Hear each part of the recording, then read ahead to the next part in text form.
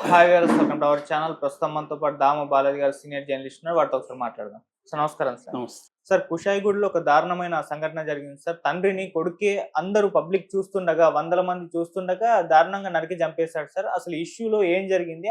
అయితే ఈ మధ్య కాలంలో చూస్తున్నాం సార్, చాలా పబ్లిక్‌గా హత్యలు జరుగుతున్నాయి. అందరూ చూస్తుండగానే అతను చంపడాలు చూస్తున్నాం. మొన్నే జాతీయ రహదారి మీద ఇద్దరు తమ్ముళ్ళు అన్నని చంపేశారు. అందరూ చూస్తుండగానే. ఇప్పుడు కూడా పబ్లిక్ చూస్తుండగానే చంపేస్తున్నారు. అంటే వాళ్ళ మైండ్‌సెట్ ఏ విధంగా ఉంటుంది సార్? మీరేం చెప్తారు దీనికి సంబంధించి? నువ్వన్నట్టు ఈ మధ్య పబ్లిక్‌గా చంపడం అనేది పెరిగింది. మొన్ననే మనకి ఉమేష్ అనే ఒకతన్ని వాళ్ళ తమ్ముడు రాకేష్, లక్ష్మణ్ కజిన్ వీళ్ళు ఒక నలుగురు, ఐదుగురు వచ్చి పబ్లిక్‌గా అతన్ని నేషనల్ హైవే 44లో చంపేశారు. ఆ ఉమేష్ తాగి ఇంటికొచ్చి అల్లరి చేస్తున్నాడు అనే కారణంతో వాళ్ళు చంపేసినట్టుగా అర్థమవుతుంది.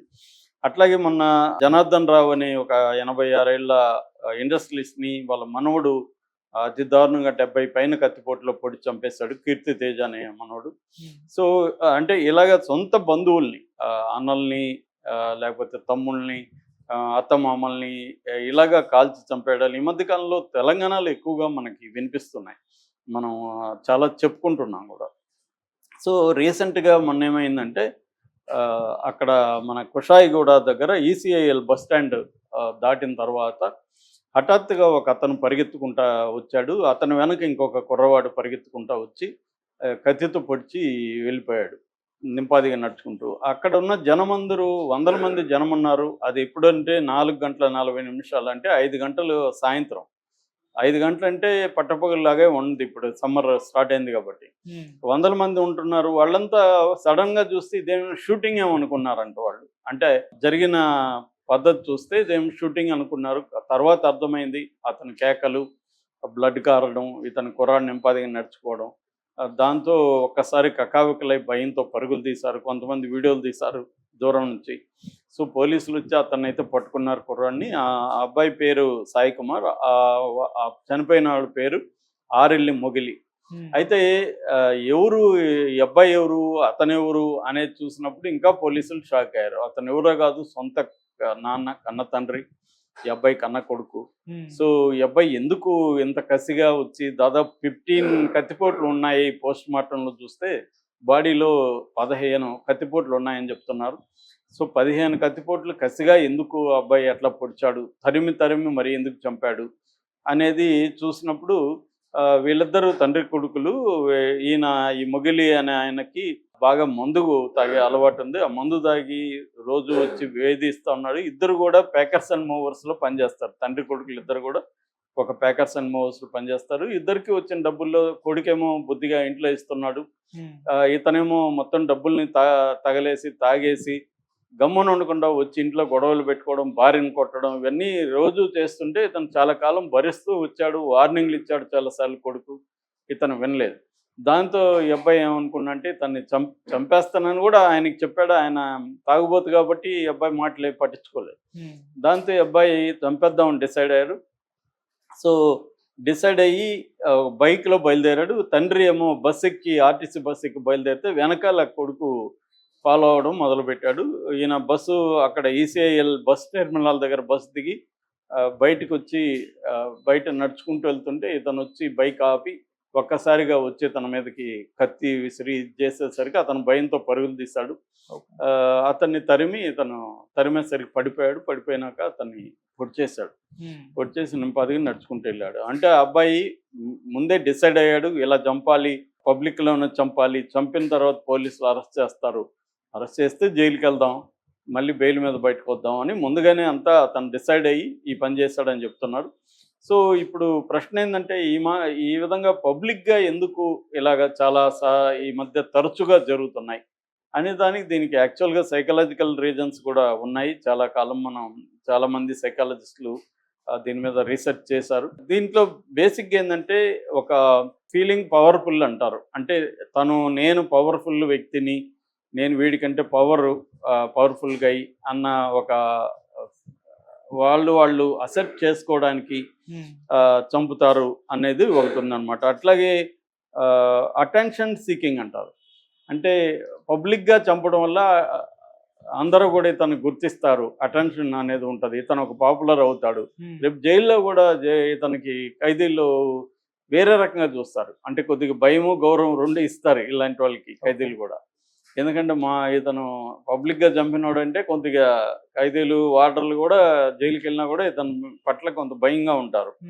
సో, అటువంటి ఒక పబ్లిక్ సీకింగ్ బిహేవియర్ కూడా ఉంటదనమాట. రెండోది రివెంజ్ అనేది ఏమి కళ్ళు మూసుకుపోతుంది. రివెంజ్‌లో ఏమవుతుందంటే ఎట్లైనా చంపాలి, చంపాలి, చంపాలి. ఇది ఎక్కువ కాలం ఈ అబ్బాయిలో పేరుకుపోయింది. ఆ రివెంజ్ అనేది నువ్వు ఎక్కడ చంపుతున్నావు, ఎలా చంపుతున్నావు కూడా ఒక్కోసారి తెలీదనమాట. అందుకని వాళ్ళకి ఇంకెవరు కనపడరు. జనం గాని ఎవరు కనపడరు. ఆ వ్యక్తి కనపడుతుంటాడు. ఆ రివెంజ్ అనేది అట్లా అంత ఇదవుతుంది. రెండోది సైకోసిస్ అంటారు. పారనాయిడ్ అంటారు. ఈ పారనాయిడ్ అంటే ఒక రకమైన భయం ఉంటది లోపల. వీళ్ళని బతికితే మనకు డేంజరు అన్న భయం ఉంటది. సైకోసిస్, పారనాయిడ్ బిహేవియర్ కూడా ఉంటది. ఇంకొకటి ఏమంటే థ్రిల్లింగ్ సైకోపతి అని కూడా అంటారు. థ్రిల్లింగ్ సైకోపతి అంటే ఒక థ్రిల్ వస్తుంది. మర్డర్‌లో చాలామంది ఎందుకు హత్యల్లో ప్రొఫెషనల్‌గా చేస్తారంటే ప్రొఫెషనల్‌గా చేయడంలో హత్య చేయడంలో ఒక థ్రిల్ వస్తుంది. మనకి చిన్నప్పుడు కూడా తొమ్మిదిలో లేకపోతే ఇట్లాంటి తూనిగలు ఇట్లాంటి వాటిని పట్టుకొని పిల్లలు చంపుతుంటారు. ఎందుకు వాళ్ళకి ఒక థ్రిల్ వస్తుంది. ఒక జీవిని చంపడం అనేది ఒక థ్రిల్ క్రియేట్ చేస్తుంది. అలాగే మనిషిని చంపడం థ్రిల్ సీకింగ్ బిహేవియర్ కూడా వీళ్ళకుంటది. వీటన్నిటికంటే కూడా కాంటాజియన్ ఎఫెక్ట్ అంటారు. దీన్నే వెర్దర్ ఎఫెక్ట్ అంటారు. కాంటాజియన్ ఎఫెక్ట్ అంటే ఒక రకంగా హత్యలు కానీ, ఆత్మహత్యలు కానీ అంటువ్యాధులు లాంటివి. అంటే వేరే దగ్గర చూసి మన మైండ్‌లో తెలియకుండానే అది మనకు కూడా తెలియకపోవచ్చు.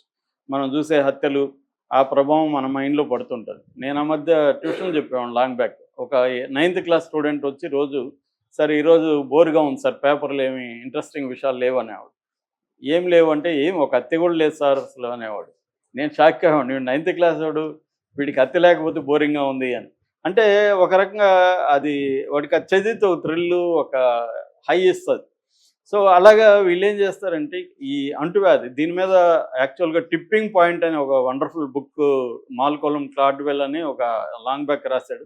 ఆయన రీసెర్చ్ చేసి ఆయన చెప్పిందేంటంటే ముఖ్యంగా ఆయన మైక్రోసియన్ ఐలాండ్స్‌లో రీసెర్చ్ చేశారు. అక్కడ ఆత్మహత్యలు ఎక్కువున్నాయి. ఎందుకు ఎక్కువున్నాయని రీసెర్చ్ చేస్తే వాళ్ళు సోషల్ మీడియాలో, తర్వాత మీడియాలో వస్తున్న ఆత్మహత్యల నుంచి వీళ్ళు ఇన్‌స్పైర్ అయ్యి వీళ్ళు ఆత్మహత్యలు చేసుకుంటున్నారు అన్న దీన్ని ఆయన బయటపెట్టాడు. అట్లాగే డేవిడ్ ఫిలిప్స్ అనే ఒక సోషాలజిస్ట్ కూడా దీని మీద రీసెర్చ్ చేశారు. అంటే ఒక చోట ఆత్మహత్యలు ఎక్కువయ్యి మీడియాలో ఎక్కువ వస్తుంటే అది చూసి ఇంకొంతమంది ఆత్మహత్యలు చేసుకుంటున్నట్టుగా వీళ్ళు రీసెర్చ్ చేశారు.